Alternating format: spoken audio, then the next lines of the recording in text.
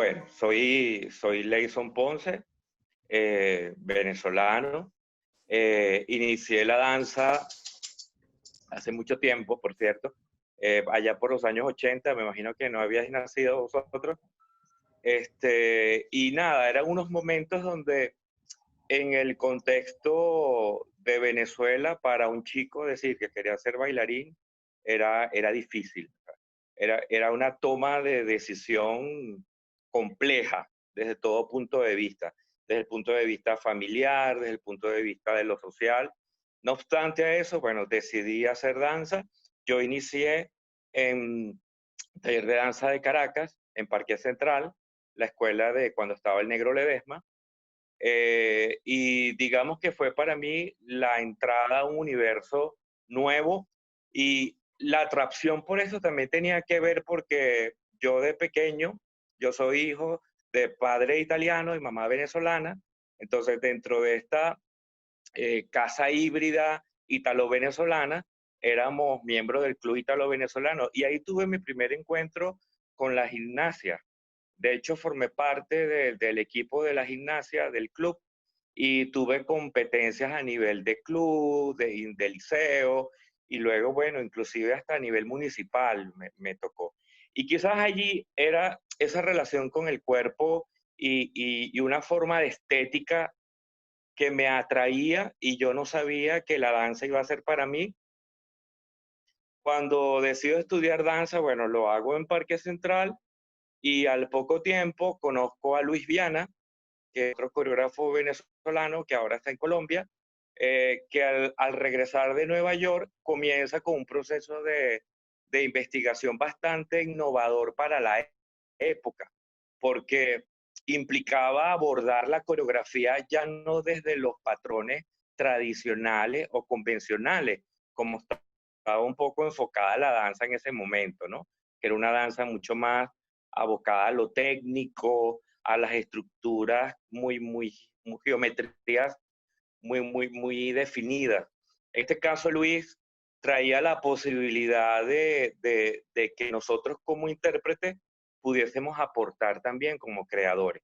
Es decir, empezó el primer rollo sobre improvisar, sobre qué significa improvisar, qué significa una pauta donde yo pueda apostar por crear algo propio y ofrecerlo, y que eso se convierta luego parte de un discurso. Y eso fue bastante revelador para mí, el trabajo con Luis, porque abrió una dimensión también bastante importante para lo que sería luego en mi carrera, mi interés por la coreografía. Entré luego en la compañía de Abelardo Gameche, que era un ex bailarín del Negro Ledesma, de la compañía del Negro, y el trabajo que hacía Abelardo Gameche, su compañía se llamaba Abelardo Gameche Danza Teatro, y ya el nombre te dice un poco de que, bueno, se trataba de un espacio, ¿verdad?, donde pudiesen de alguna forma confluir diferentes artes en pos de lo que es la coreografía. En este caso, habría el terreno a las artes escénicas, a la idea de teatralizar un poco la figura de un movimiento más estandarizado. De esa experiencia luego voy a tener la gran oportunidad de trabajar con Julie Barsley cuando llega a Venezuela y crea la compañía Acción Colectiva, que en sus inicios fue una compañía completamente masculina. Julie se rodeó de 8 hombres en ese momento. Nosotros decíamos 9 porque decíamos que ella era un hombre por su temperamento así tan fuerte y toda esa energía que fue para nosotros súper importante entenderla también. Y bueno, y fue realmente en el contexto de la danza contemporánea, fue contundente. O sea, fue la posibilidad de que apareciera un grupo con un discurso bastante revolucionario para el momento, transgresor. Era un trabajo completamente visceral, orgánico. Nos preguntaban cuando nos hacían entrevistas, pero ¿cómo ustedes aguantan darse tanto coñazo? Porque bueno, era tirarse al suelo, o sea, no había límite. O sea, era trabajar el movimiento y su expresión a ras de un límite donde sentíamos que allí era donde surgía algo que desconocíamos y que hacíamos también de manera muy intuitiva. La experiencia con Julie fue para mí también muy importante porque Julie venía además de trabajar, a pesar de que se formó en Inglaterra dentro de la línea D-Place, Martha Graham, fue fundadora de Danza Hoy, trabajó con las hermanas Urdanetas en el Teresa Carreño durante muchos años. Julie había tenido una experiencia con Reinhold Hoffmann, una coreógrafa alemana, eh, exponente del movimiento expresionista alemán. Y todo esto para mí fue muy importante porque diría que fue la primera vez, apenas yo tenía 22, 23 años, y fue la primera vez en que yo bailaba en una compañía profesional donde hacíamos giras a Nueva York, a Bogotá, o sea, nos empezábamos a mover, a conocer el mundo y también a trabajar el movimiento desde una cosa muy radical, muy visceral, algo que te conectaba obviamente con tus esencias y con tus emociones más profundas. De todo eso, yo quise dentro de mi inclinación coreográfica, porque yo empezaba a participar del Festival de Jóvenes Coreógrafos, este festival que lleva Paulillo, Carlos Paulillo, no sé si todavía se hace, pero ese fue un festival muy importante para la danza venezolana porque de ahí salimos salió una gran generación de creadores en lo que fue los años 90 y el 2000. Y bueno, dentro de mi incursión en el Festival de Jóvenes tuve la necesidad de querer trabajar con las fuentes de eso que yo estaba ya explorando como joven coreógrafo. Y es cuando decido irme a Alemania y hago la audición en la Volkswagen Hochschule y quedé aceptado, y fue cuando en el año 92, imagínate, me voy a Alemania, acción coreográfica. Ahí tuve la oportunidad de conocer más el mundo, conocer más este tipo de trabajo sobre la danza, teatro, el trabajo de los neoexpresionistas.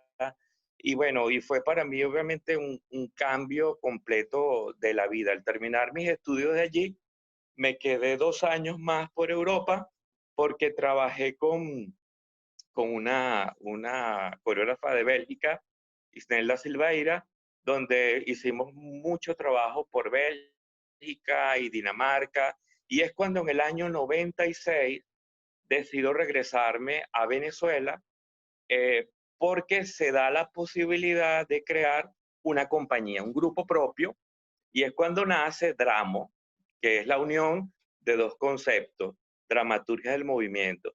Y es cuando, unido a Miguel Isa, que bueno, que lo conocía, y además Miguel había trabajado en acción colectiva, éramos compañeros de trabajo, éramos prácticamente hermanos, decidimos crear Dramo en el año 96 y bueno, y fue para nosotros la gran plataforma personal, fue nuestra agrupación en la que trabajamos básicamente, creo que hasta el 2016, de una manera consecutiva, o sea, con producciones coreográficas anuales. Y fue interesante, porque esto es bueno decirlo, fuimos, digamos, una de las primeras compañías que introduce en el ámbito de la danza venezolana una noción de independencia que no existía. Hasta ese entonces, en el año 96, las compañías eran subsidiadas, tenían un subsidio del Estado, y bueno, existían las grandes compañías con gran presupuesto y compañías menores con menos presupuesto. Pero nosotros empezamos a hacer un trabajo de gestión privada, donde fue para nosotros importante porque entendimos que la gestión con la empresa privada no era ir a pedir a una gran compañía, empresa privada, un apoyo, una limosna para hacer tu coreografía. No, nosotros empezamos a establecer un lenguaje más horizontal y empezamos a plantear la idea de lo asociativo. Es decir, si tal empresa me da para hacer el programa de mano, yo le doy como contraprestación que aparece su logotipo en el programa. De hecho, de esta manera fuimos entrando tanto en el espacio de la gestión privada que, bueno, nosotros tuvimos de patrocinante a lo que fue en un momento el Banco Federal, y nuestra contraprestación era darles talleres de liderazgo a gerentes de banco. Imagínate tú qué loco todo, pero era llevar a gerentes de banco de toda Caracas, eran 20, 30 gerentes que nunca habían tenido una relación con el cuerpo, a meterlos en un salón y a trabajar lo que uno hace como investigación de expresión corporal, de caminar, de sacar emociones. Es decir, y fue un exitazo que durante más de 5 o 6 años, Banco Federal fue nuestro gran sponsor, patrocinante así de peso. Bueno, de esta manera, nosotros nos movíamos con muchas instituciones y eso nos dio la posibilidad de crear obras coreográficas con 10, 15 bailarines y o sea, grandes producciones. Había gente que nos decía, oye, esa coreografía costaría el presupuesto y sí, eran coreografías caras, pero lo hacíamos todo con un trabajo de gestión. O sea, porque realmente lo que nosotros percibíamos como ayuda del Estado era nada, no daba para nada. Entonces, bueno, de esa manera surgió también la necesidad de introducirnos más en el campo de la gestión cultural, y es cuando Miguel se va a París y hace durante un año una maestría en gestión cultural en la Sorbona, y luego yo al poco tiempo también hice una maestría aquí en España, en Girona, en Cataluña, y lo hice en gestión cultural también.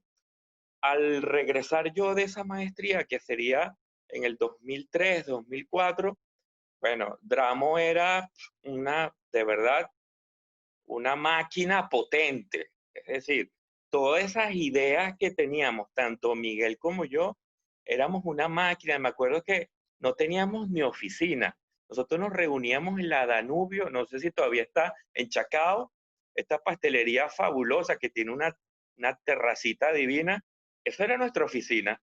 Todas las tardes caíamos en la Danubio con nuestro agenda, libro, todo, y era trabajar ideas. Es decir, Dramo fue construyéndose de esa manera. Y por otro lado, pasaba algo interesante, y es que todos los que fueron parte de Dramo estaban con nosotros no por una cuestión de pago, porque realmente nuestro pago era lo que quedaba, se repartía, no había un sueldo. Cada uno de los bailarines tenía su vida como profesor o trabajaba en lo que hacía. Entonces, era bonito porque realmente la relación con Dramo era completamente artística. Era completamente investigar, trabajar y entregar todo por una producción artística. Y yo creo que eso es el gran valor que de alguna manera todos crecimos con ese proyecto. Bueno, en paralelo a esto, de alguna manera, también nosotros éramos ya profesores de lo que fue, bueno, lo que fue primero el Instituto Superior de Danza, cuando éramos así chavalitos pequeños, que estábamos empezando jóvenes coreógrafos, que quedaban los Ruices, todos éramos parte de ese proyecto. Rafael González, por ejemplo, Claudia Caprile, Luis Viana, Pedro Osorio, José Nava, un gentío de esa generación. Luego de allí nos convertimos en Instituto Universitario de Danza, que es cuando damos un paso.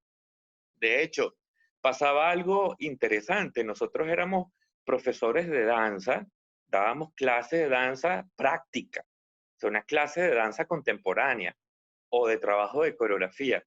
Y sin darnos cuenta nos convertimos en docentes universitarios, con toda la formalidad que eso significaba, que había que crear una base de evaluación, un programa de la asignatura, había que rendir cuentas a un ministerio de educación.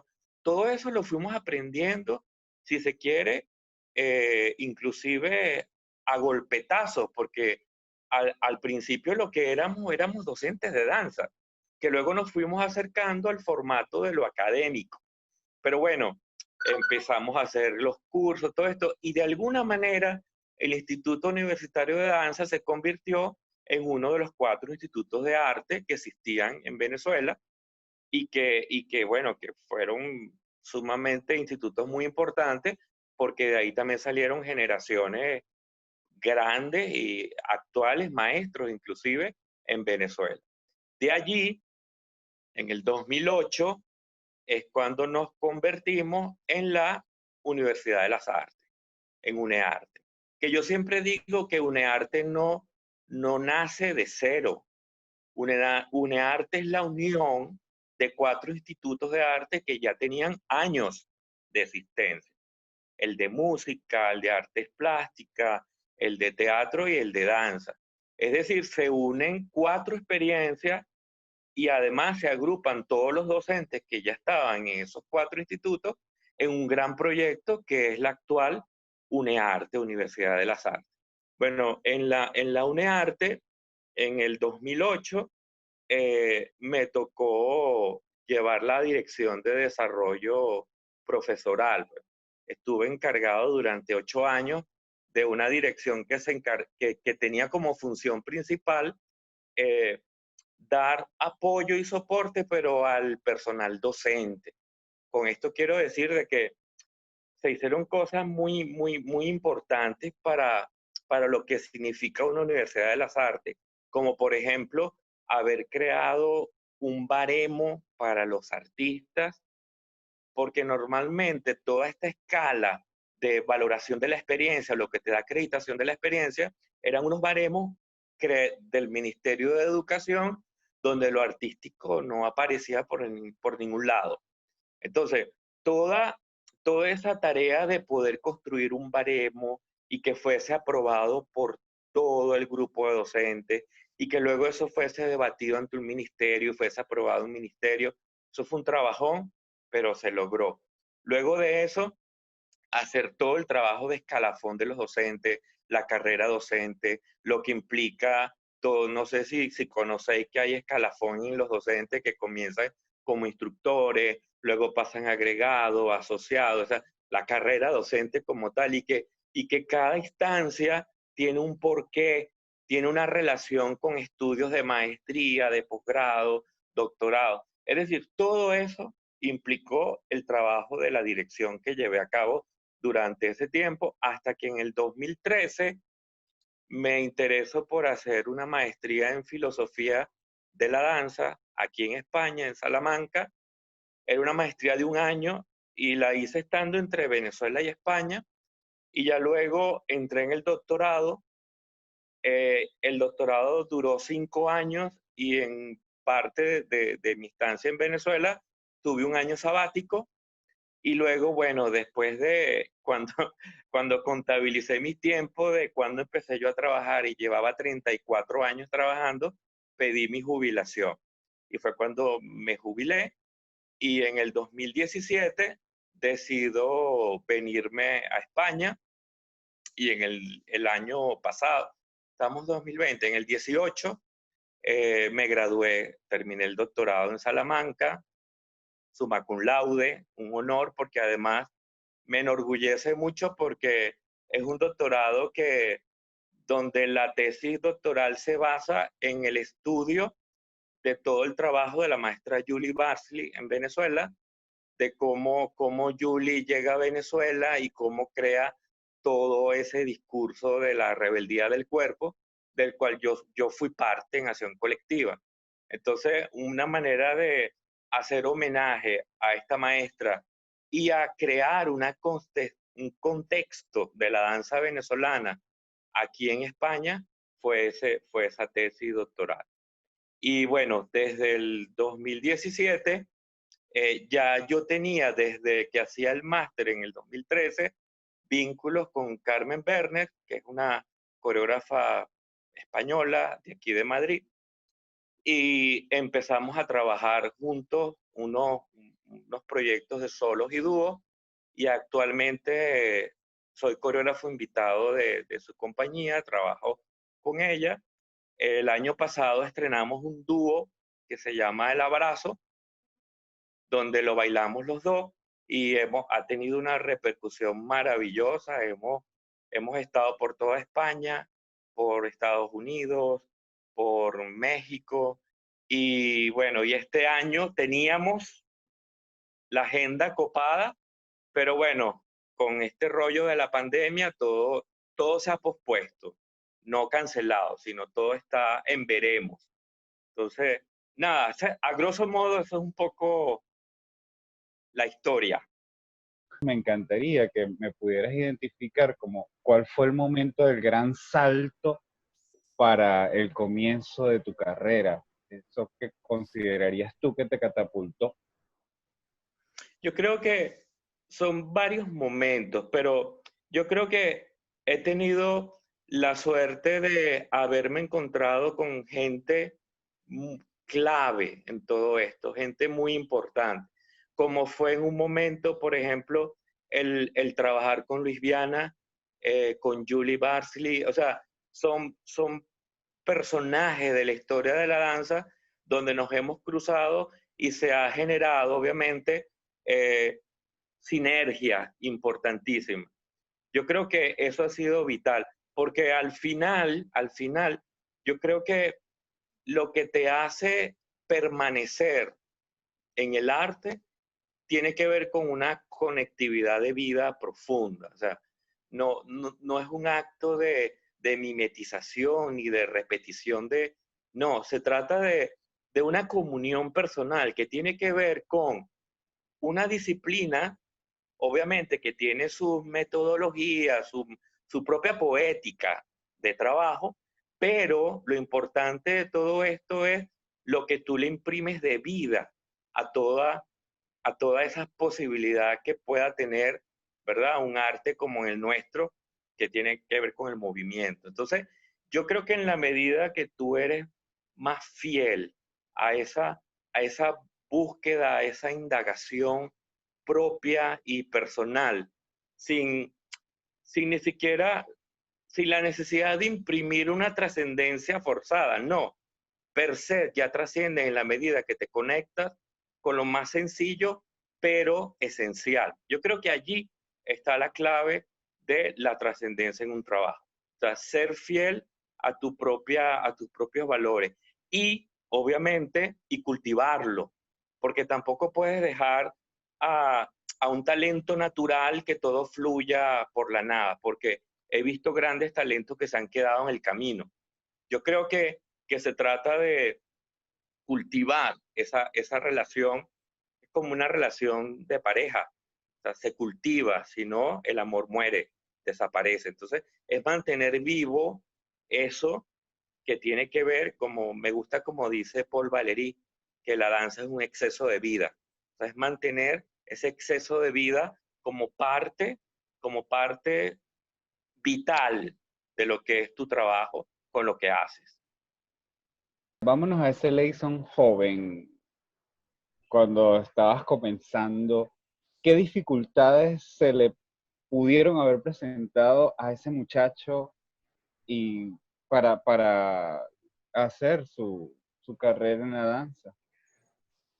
Mira, hay otra cosa. Las dificultades existen, están allí, todo. La vida no es fácil, ¿eh? La vida te pone obstáculos. Yo creo que un guerrero es aquel que simplemente decide seguir adelante, a pesar de. Yo recuerdo, por ejemplo, que cuando yo decidí que quería irme a estudiar a Alemania, la primera barrera era la barrera del idioma.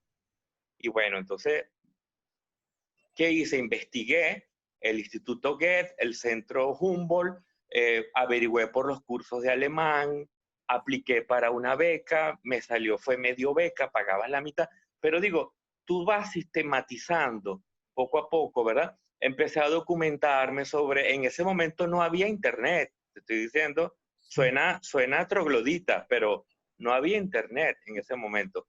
Todo era, yo me acuerdo cuando yo escribía la Volksbank, era una carta que yo mandaba de Hipostel, imagínate tú. Y cuando yo recibía respuesta, habían pasado 3 meses, porque la carta tardaba un mes en llegar y luego 2 meses en regresar. O sea, así era todo. O sea, mucha paciencia, pero insistencia. Y yo recuerdo, fíjate, cuando decido hacerlo, toda la parte que implicaba cómo me voy a Alemania, de qué voy a vivir, cómo costeo todo eso. Y yo recuerdo que en aquel entonces el CONAC, se llamaba el Consejo Nacional de la Cultura, lo que sería ahora el Ministerio de Cultura, yo sabía que había dado becas en la vida a gente y yo me armé un proyecto explicando por qué era importante que yo me fuera a estudiar y todo esto. Y cuando lo llevé, me acuerdo que la era directora Tamara Janot, ¿sabes qué me ha dicho? Me dijo, te estaba esperando. Fíjate, yo jamás pensé una señora que yo siempre veía con mucho tupé, como muy distante, siempre la veías en el Teresa Carreño, viendo ballet, además no danza, y yo decía que esa señora me iba a decir eso. Y bueno, mira, tuve suerte, no sé, pero si hubiese tenido miedo, no lo hago. ¿Tú me entiendes? Y a lo mejor la historia hubiese sido otra. Pero entonces, nada, es sencillamente tocar las puertas, moverte, buscar, porque siempre, siempre, siempre, cada obstáculo tiene la posibilidad de una salida. Pero de lo que se trata es de hacerlo. Y eso fue, digamos, importantísimo. En paralelo estaban también las famosas becas de Fundayacucho, pero ya en ese momento, fíjate, las becas como tal las habían eliminado. Existía lo que era el crédito educativo.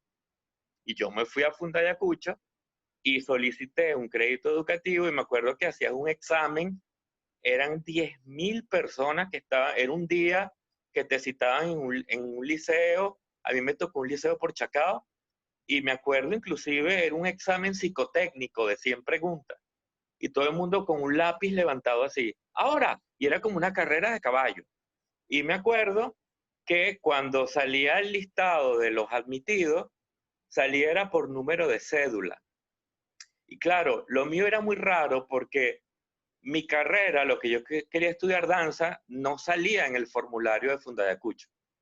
Entonces te ponían como otros. Entonces, existía que si ciencia, humanidades, no sé qué, y como los bichos raros, otros. Entonces, claro, cuando sale la lista de admitidos, yo me busco en internacional porque eran estudios en Alemania y no veo mi cédula. Y me busco en otros y no veo mi cédula. Entonces digo, bueno, nada. Yo no sé por qué yo guardé el periódico y a los 3 días, sí, medio depre, lo vuelvo a abrir y decido ver en Nacional, a buscar mi cédula en Nacional, porque ahí yo no busqué, porque para qué, además eran miles de numeritos, y he buscado y estaba en Nacional. Ellos no sabían dónde meterme y me metieron. Yo llamé al día siguiente y me dice la mujer, vente ya, que hasta el viernes tienes plazo. ¿Por qué no habías venido? Y digo, porque me he visto en Nacional y bueno, y el crédito educativo lo tuve, fue también importante y me pasó algo bueno de que fui exonerado porque como salí con buenas notas, al final quedé exonerado. Entonces fue también otra, digamos, dentro de otra manera de tocar la puerta y ver, y se dio. Entonces, les digo esto como que, bueno, no todos son rosas, porque también hay momentos difíciles, pero lo que quiero que quede de todo esto es que todo lo que tú de verdad, si tú quieres echar para adelante en lo que estás haciendo, tienes que batallar. Y batallar significa buscar, indagar, probar, porque si no, te quedas en el aparato.